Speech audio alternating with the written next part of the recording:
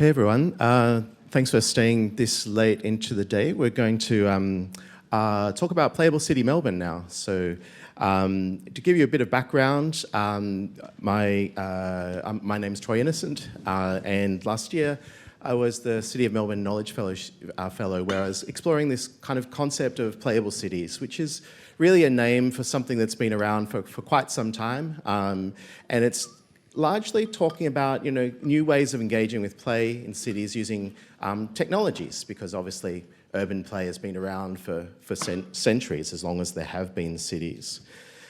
So my role in that is really, because I'm both an academic and a game maker, I was researching and making play in cities.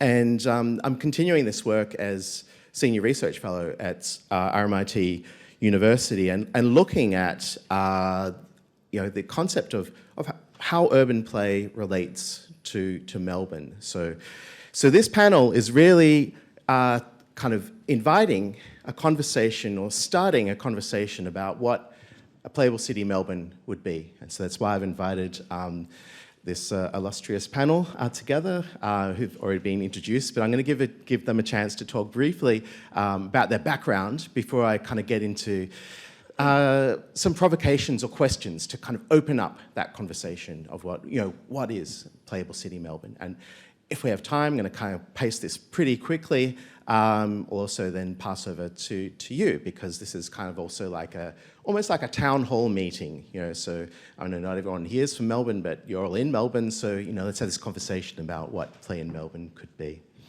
So I'm going to start because I'm an academic and I've got a prepared statement, just a kind of brief preamble, which is about play and how urban play has changed our relationship to the city, and now kind of playable cities now have the opportunity to make the city itself a platform for play. And this is important. So it's not about just playing in the city, it's about how you actually play the city itself.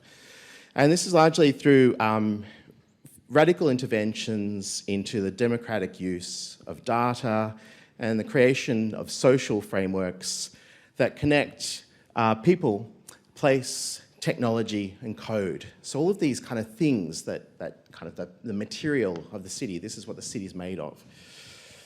And so playable cities can really lead to civic conversations that are democratic and inclusive, and that connect people in that conversation across different layers of the city. Reimagining what it was, what it is now, and what it could be. And so this kind of Playable City Melbourne conversation talks to the city's multi-layered identity. It's been called a creative city, technological city. It's diverse and multicultural city, but it's also a livable city that's growing pretty fast. So there's a number of kind of challenges happening there. So this concept looks at what playable cities are now in response to this particular kind of social and cultural and environmental context. What is happening right now? So Playable City Melbourne, with that in mind, that kind of broad remit of what urban play can be and the impact that it can have. So it's not just about making games. I mean, it might involve making games, it might involve other things as well. Situating urban play to really engage with the city and with this particular context of Melbourne right now. How does this, the question is going to ask today is how this kind of also engages with broader conversations around, the cultural value of play and, the role of artist game makers in shaping society, and, what kind of civic conversations are relevant right now to Playable City Melbourne. So, welcome. I'm going to now pass over to some of the people on the panel. And also, because this is a fairly playful town meeting, I know that everyone here has multiple roles, they all do different things, but I've also, for today and for this panel, been situated in particular kind of roles, because the conversation involves, we kind of want to use corporate language, all different stakeholders or all different partners or whatever, but all different voices, particularly in the conversation, is really important. So Holly Gramazio. You're our artist game maker. Do you want to say a few words about yourself? Yeah, I'm Holly. You may remember me from my talk yesterday or my poetry judging earlier. I assume at some point I'll no longer be in this room talking, but I can't really imagine that happening. I'm the director of Now Play This, which is like London's equivalent to Free Play, but my role on this panel is to talk about, I guess, to take the position of an artist game maker, which is another thing I do. I make physical games in specific sites, including installation-y stuff like the triangle maze thing that you can see in the bottom there, and also more event-y, performance-y things like you can see up on my left, your right. Thanks, Holly. And Georgia Somans, who is our bureaucrat. Can someone just take a photo with me under the word bureaucrat to document this low point in my career? Great. Hi, I'm Georgia. I'm the bureaucrat. I am also an artist game maker, but I'm here today in my capacity as program manager for the City of Melbourne's Knowledge Programming. So we run a number of events, including Melbourne Knowledge Week, which is what that's a picture of. It's coming up from the 20th to the 26th of May, and you're all invited to this free public event. Great. And we also run Melbourne Conversations, which is a monthly event series of talks and panels and things like that, and Raising the Bar, which is a one-night off series of talks in bars, raising the bar on public conversations. You're welcome. But that program all exists within the Smart City Office, which is a program of City of Melbourne that I'll probably talk more about as the panel goes on. But it was the Smart City Office that was facilitating Troy's Knowledge Fellowship, and we're interested in all these playable city type things in that context. Thanks, Georgia. And of course, Chad Toprak, who is here in the context of festival director, so talking culture. Hello, that's me. I'm Chad Toprak. I am, as you all know, the director of Free Play. But aside from Free Play, I also make games. I'm an experimental game designer. I am a curator. I co-curate Hover Garden. For those of you who were there at the night market last night, that was me and Andrew Brophy as Hover Garden, alongside several other wonderful people who helped out. And I guess today I am talking as festival director. Yeah.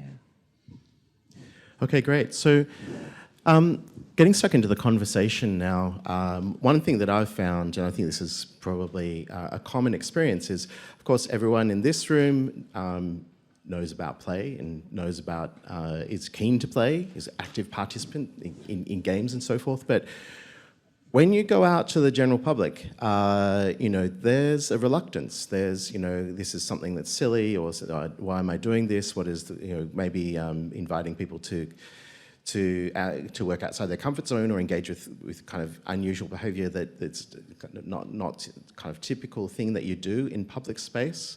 So really, this is a kind of a really important question, which is why I'm starting with it. I'm going to ask the panel, what strategies that they use for inviting adults to play in public space. Should I start? I think this is super site specific, and it's about looking at who is in the space, what they're using it for, and what their behaviours are, and tailoring the invitation to that context. I'm thinking primarily about things where people will sort of stumble across a thing that gives them the opportunity to play if they choose to take it. The sort of things where people sign up online in advance are a kind of easier sell because you've got them reading a website and you can explain things more clearly. But I think there's a lot of different stuff you can do. There's a thing that museums often do, which I think is super clever, which is have two versions of an interactive installation at a couple of different levels. And it's not that children couldn't reach the higher one or that adults couldn't bend over. It's just this is a sort of visual signalling that that look, here is a children's thing, and also here is a thing that is an adult thing. You, adult, are allowed to engage with this. I think it's also, thinking about the space that people are in. If you get something like an arts context, I imagine if you had something in Fed Square, although I've not worked there myself, you would get people very reluctant to engage in something that they perceive to be advertising. Like, nobody wants to get tricked into taking part in an advertising thing when they've come to like hang out at a cafe and think thoughts about the city while they look at sparrows or whatever it might be. But in a shopping mall, people are in that sort of commercial mode, and actually using the visual language of advertising can be a really good way to get people involved, because it means that they understand what something is, or they can have the framework to fit it into their assumptions about the space. Like in a shopping centre, one of the things that people want to know is, will this cost money? And one of the ways to sort of slide by without making them think too much about that and be an abstraction is to just get read as an ad, because everyone assumes that ads are free. I'm thinking about how to respond to this question as a bureaucrat. But there are actually some things that the city can do, or that other sort of state bodies can do, to make public places playful, or to invite play in public spaces. And the first one is just safety of all kinds. So no one's going to be playing no one's going to be playing on Lonsdale Street because they'll get hit by a bus.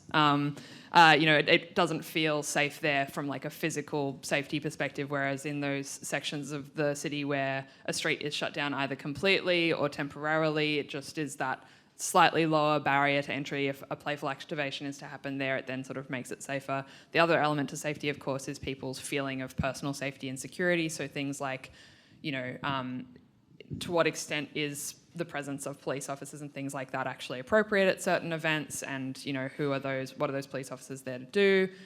So just all kinds of feelings of safety in public space will lead to the spaces being more ably used as playful spaces. The other thing that might seem super basic is just making spaces look fun.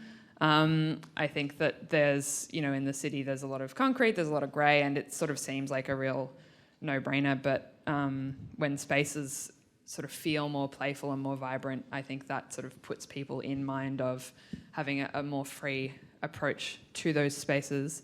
And the other thing I'm thinking of is just like those really classic installations that you see of like a piano stair or like a big hopscotch or whatever, like using symbols that people really readily identify as something that they are familiar with, I think is like a good low bar to entry into the playful mindset. And then from there it kind of means, it depends what you mean by play, because people will sort of do their hopscotch and go on their way, but how do you entice them to stay? And or is that even what you want to do? Is it kind of just a momentary thing? And maybe that's okay as well. Yeah, I'm going to echo both Holly and Georgia about both invitations being quite site-specific and even context-specific, and that you want to be able to present things that is enticing and inviting for the people to come and actually play and engage and interact. I've visited way too many museums where they have something playful, but people just aren't sure if they're allowed to play or interact with it. And I've also been in the opposite, where there's like extremely playful things, but then there's like the do not touch label on top, and I'm just like, oh, okay.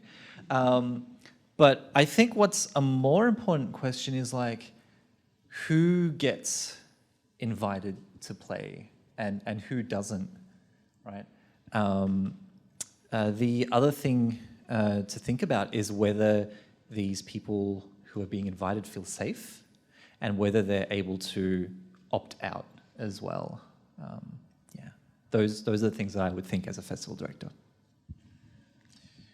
Yeah, so listening back to all that, the kind of recurring themes are really around embedding the language of play in urban spaces, and I guess into the culture of cities, because even though obviously it's still perhaps a novel situation to be invited to play in public space, but going forward, if this was every day, then you could be more adventurous and you could reach a broader kind of cross-section of the community and so forth, because play would be normalised as part of daily life, which is, I think, would be fantastic in terms of improving, I was going to say quality of life in cities, but really just improving life more generally.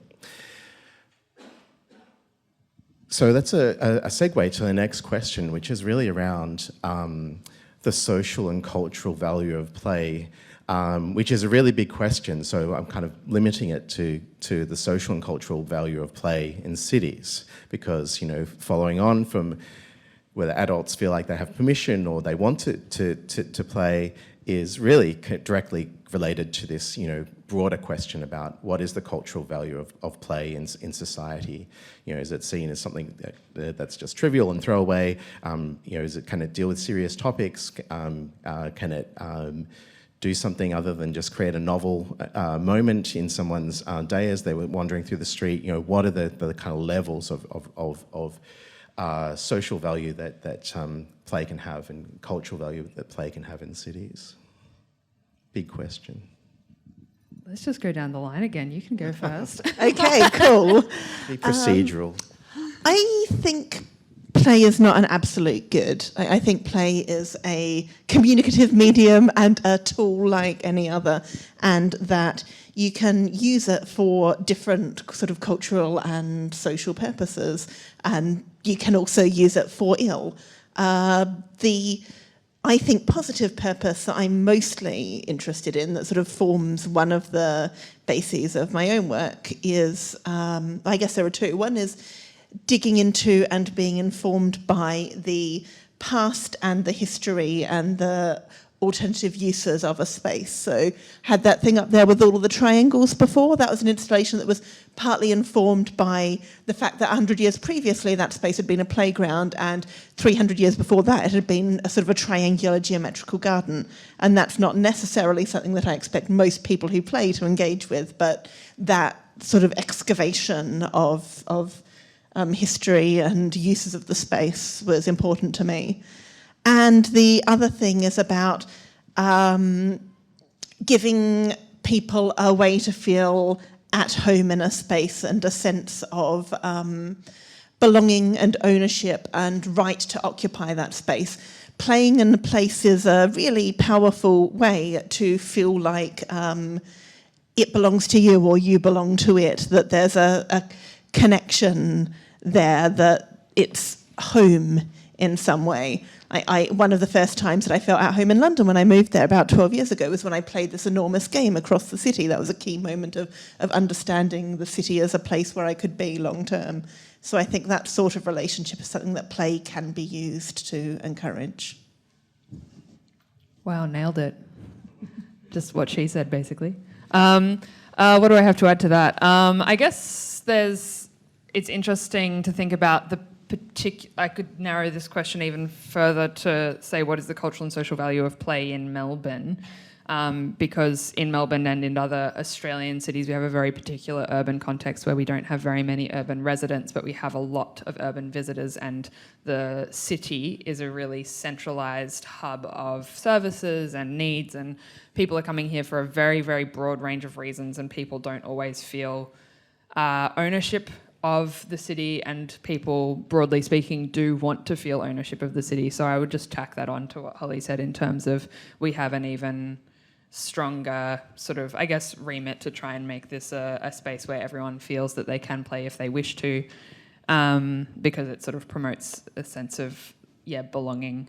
But also, I don't know, that's kind of the way that you can operationalize play, but also play can be really subversive. And so I guess play in cities is a really important way for citizens to demonstrate when things are not okay with them, and when the city is not functioning according to their desires. And play is a really brilliant urban tactic of urban activists that I think, I think that's really great as well. Yeah. Following directly from that, I want to quote Bernie de Koven, who passed away recently.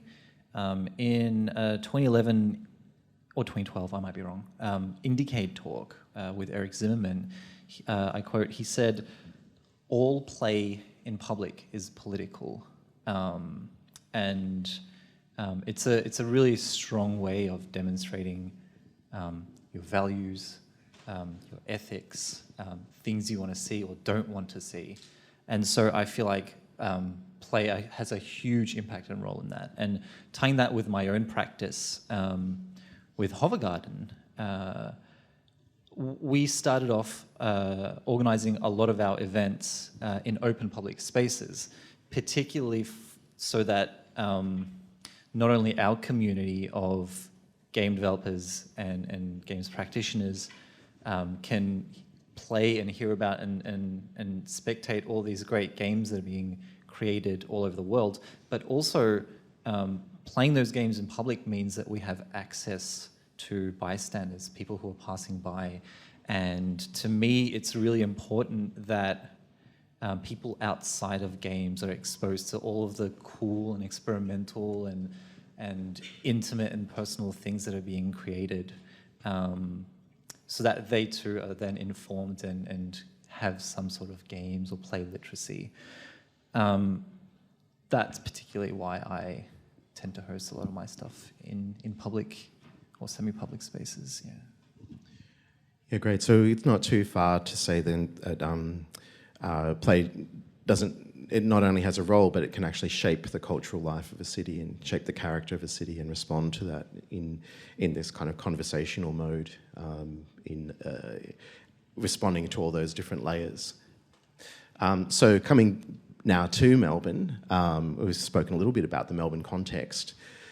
What are the current opportunities and also challenges for urban play in Melbourne? So we've got this possibility to make Playable City Melbourne. What are we going to do? It's another big question for you. I'm not based in Melbourne and started making games work after I left Australia, so I feel like I'm not an expert on this one. Like as a occasional visitor, things that stand out to me are like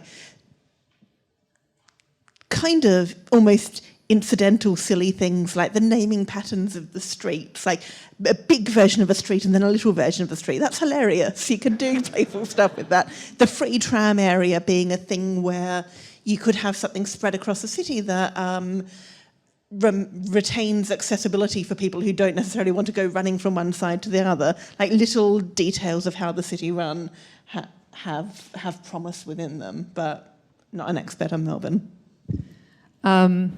Maybe I'm an expert on Melbourne. I'm actually not from here though, so only kind of. I have I guess I'm going to put into this with my City of Melbourne hat and then with my personal hat. With the City of Melbourne hat, heaps of opportunities coming up through the work actually that's being done out of my office, the Smart City office.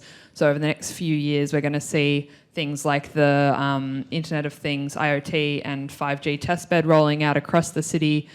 So that's that's just a sort of infrastructure opportunity. That's something that will sort of be open access and that people will be able to use to create playful things that have any kind of web or networked component. And there's also, in the present, City of Melbourne has the Open Data Platform where they have hundreds and hundreds of data sets that are open access that anyone can use to build apps and build games and things like that. And currently, mainly, the Open Data Platform gets used for parking apps. So please help me change that by doing literally anything else.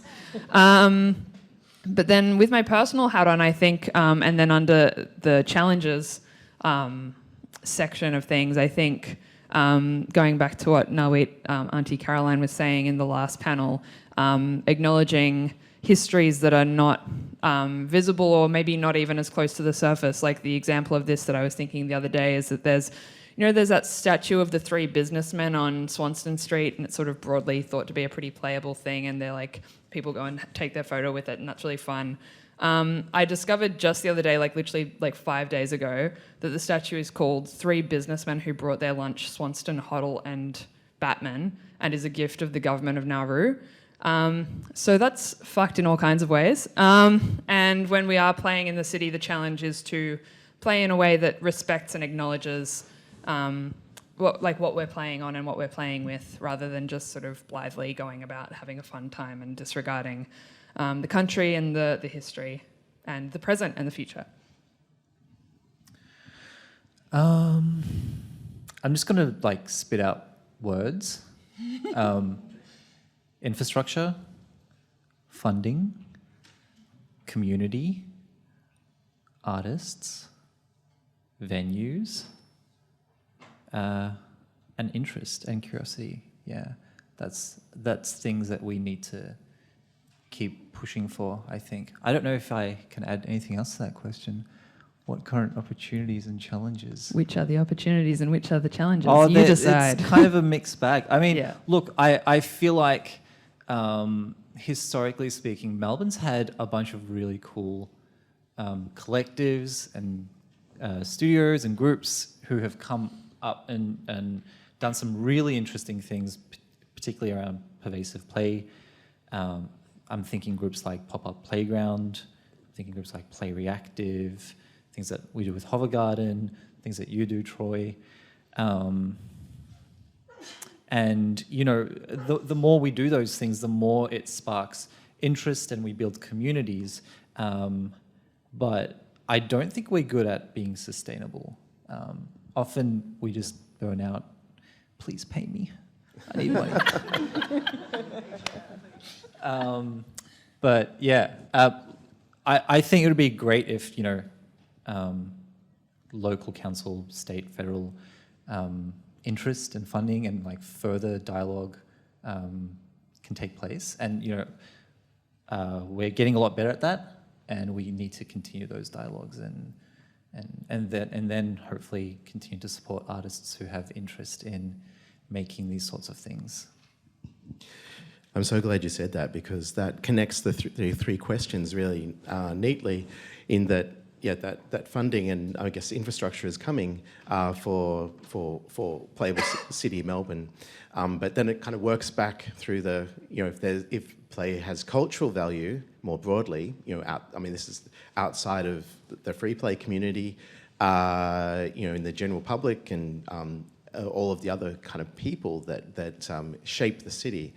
Then those things could happen. So because it seems the community is there and the city has the infrastructure, it also has a free tram zone, which is perfect for level design. So we have all of these layers, and yeah, so it's about that recognition. So I think the key thing really is this broader recognition of the cultural value of play and the impact that it can have on cities.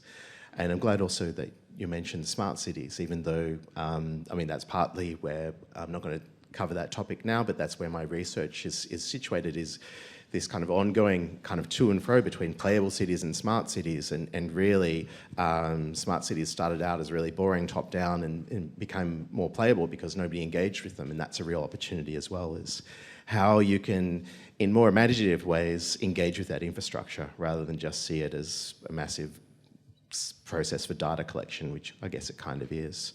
So there's lots of opportunities for Playable City Melbourne. I've got more questions, but also at this point want to ask this kind of pass over to the audience and see if you have questions, comments, you want to be part of Playable City Melbourne. Yeah, there's a question out the back. Just before we get to it, I'll just mention, speaking of level design, one of the things on the open data platform is a whole point cloud and 3D mesh of the whole of City of Melbourne. So level design, you can use City of Melbourne as the backdrop to your game. How cool. The microphone still isn't with the person though, so just up the back.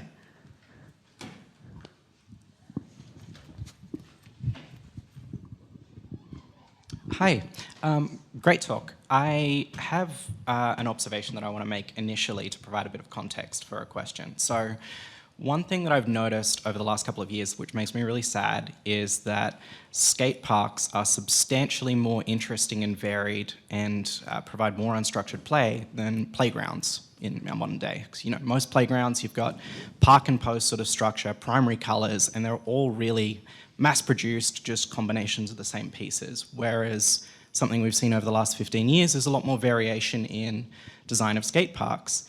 And so I think what I've started to see is young kids that are just running around on the concrete, sliding down the quarter pipes and things like that, and having fun in a really undirected, unstructured way.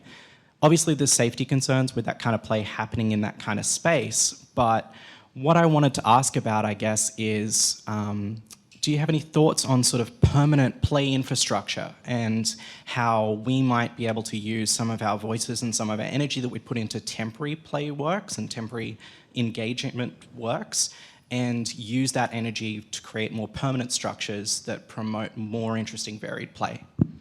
Yeah, I'll pass over to our panel shortly, but just quickly, there's an opportunity there for collaboration between landscape architects and game designers.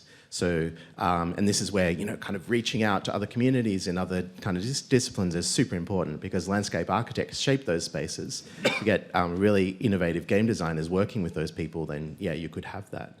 Who wants to take this? Yeah, I can speak to this. Yeah. I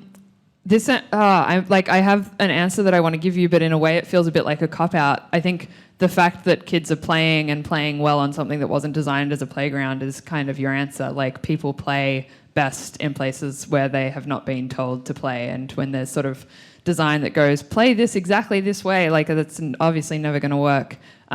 So whilst, of course, if you have some landscape architect friends or some people that you can collaborate with on projects like that, that's awesome. But I think the best way to advocate for that kind of thing is to just play in weird places and show, because that's something that I didn't mention. There was the first question about how do you invite adults to play.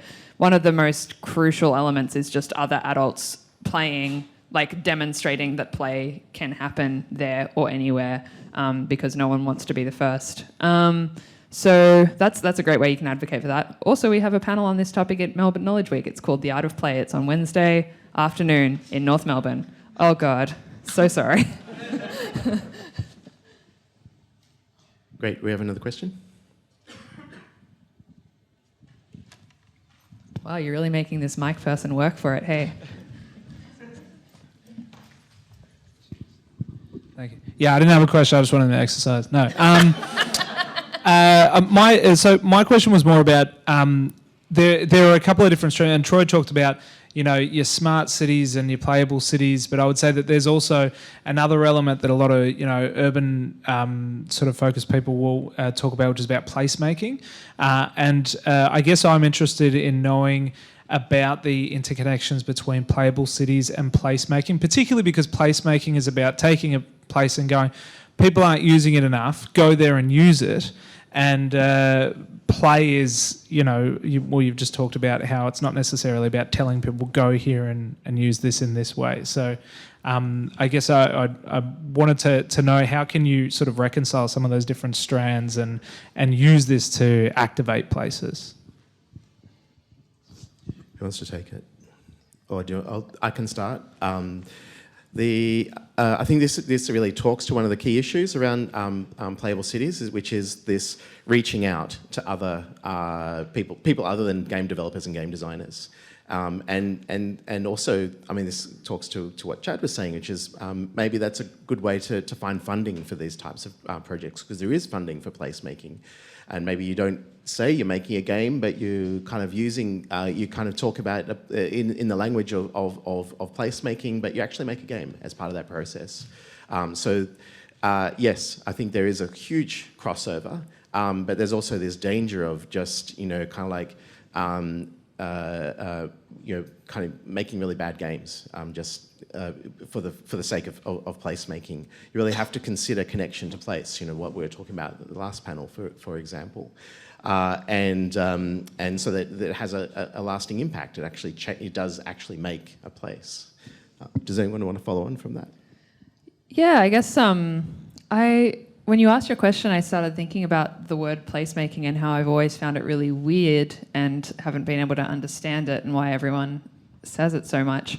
And in just thinking about it for a second, I've realized that that's probably because if you're trying to make a place happen that isn't already happening and that people don't already enjoy and want to go to, it's probably for commercial reasons.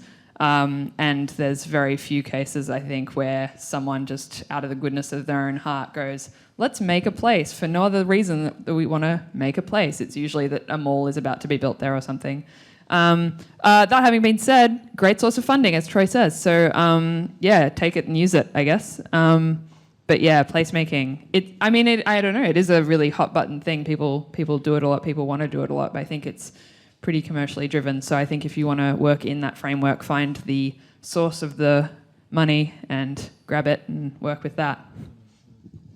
I guess I'm slightly less cynical about placemaking as a concept. And I think everything. maybe. I think one of the things to me that's super interesting about placemaking is its history coming out of stuff like the social life of small urban spaces and a lot of other observational stuff from the sort of 70s, early 80s, which was definitely very foundational to how I think about making playful installation stuff in the city. And I think if there's one thing that there's two things that we as game makers can take from the sort of structures and rhetoric and development of placemaking. One is they're way better at getting funding than we are. So yes, if we could learn better how to do that sort of thing of, for example, using temporary interventions as a way of leveraging longer term installations, that would be great. But two, the early Walter White style, really detailed observations of how people behave in spaces and how they respond to different tiny changes and whether, you know, a hot dog cart positioned here versus one 3 feet down makes a difference to how many people enter a particular park, that kind of thing. If we did more of that in the processes of making games, I think we would open up new areas of experimentation and game design and have ideas that don't occur to us because they might be counterintuitive to how we think of cities. And also we'd be less likely to make a thing that we go, that didn't really work about afterwards, because we'd have had more of a process of trying it out at different stages. Yeah, it's an invitation for game makers to take up that challenge and do placemaking in more interesting ways, less top down. I mean, if you actually are building some kind of playful community engagement or connection as part of it, then maybe you'll get some more interesting results and funding as well. How are we doing for time? We have about 5 minutes. Great. Okay. Do you have another question? Yeah. Wow, this is just epic. It's a marathon. Yes. You can do it. You can do it.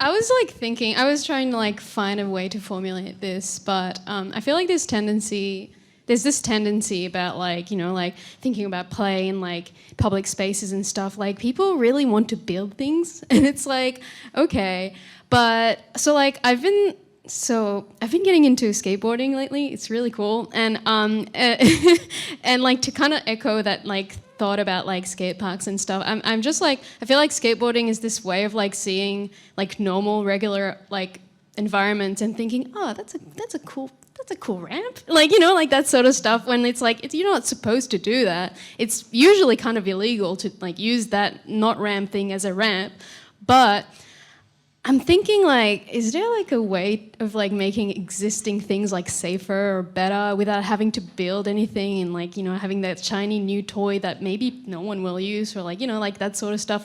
I'm thinking, I feel like it would be pretty sick if there was no cars in Melbourne and stuff like that. But it's I don't know. I'm thinking what can be done to what's already existing without any building anything new.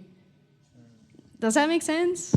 Yeah. So embedding play into daily life and finding the affordances of the city that are already there and just changing the way that people see things. Do you want to jump in on this? Yeah. There's actually a really good book by Quentin Stevens, and the name of the Ludic book is City.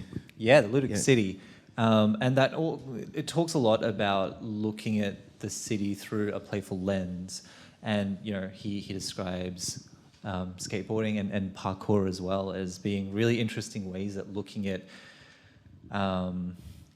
stairs and curvatures and all that sort of thing. And I personally look at the facades of buildings and I'd be like, this would be a really good wall to project a game on. But I think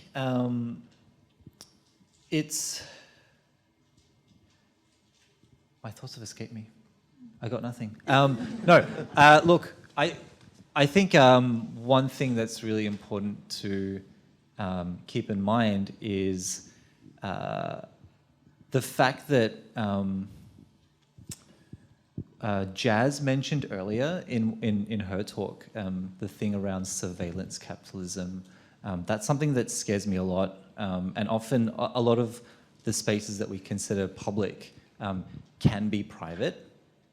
And even when we're organising events to be played in public, often you need to ask councils for permission, etc., unless you're like less than 50 people or something.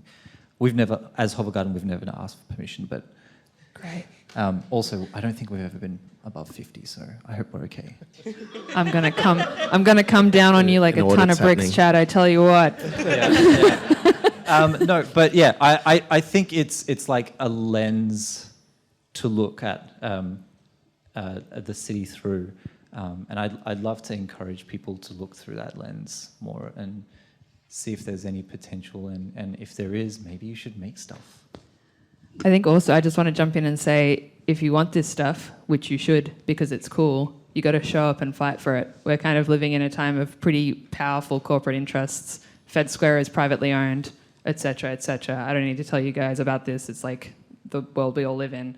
But, you know, write to your local members, show up to various protests, meetings, do your research, because we do want the city to be a place where, you know, we and I can say I'm quite proud to say that City of Melbourne is our transport strategy is something that moves towards fewer and fewer cars in the city. That's a nice thing. But things like that happen because of the input of citizens saying this is what we want. So if that's what you want, and it sounds like you want good stuff, you got to show up and ask for it, because people with a lot of money are showing up and asking for the opposite. I really like the different ways that you can have sort of lenses to look at cities through and highlight different aspects of them for playability. At the same time, as an artist making stuff and trying to get people to play in particular places or do particular things, one of the concerns that people often have is around whether a thing is permitted or not. Obviously, for some people, the sense of transgression is a thing that is part of the benefit of play, and that is also an important way to play in a city. But if you're making something that's trying to get a relatively sort of mass engagement, having something seem official in some way is just way easier, and having something seem big or visible will just get many more people doing things. Like if you put a sign up in front of a load of stones going, why not try just stepping on the dark grey ones? No one will do that. If you paint the dark grey ones green, even if you don't put a sign up, some people will do that. That sort of physical intervention makes people feel like something's safe or allowed or also worthwhile, right? It's the same way that if you put an art gallery around a thing, you're sort of using that physicality to point at the stuff in it and say this is worth paying attention to or this is worth doing. So having made a visible effort makes it easier to get people playing. I think we have time for one last question. Oh, we don't? Oh, okay. Well, we're out of time. You can finally rest. Cool. Well, thanks, everyone. Give the panel a round of applause.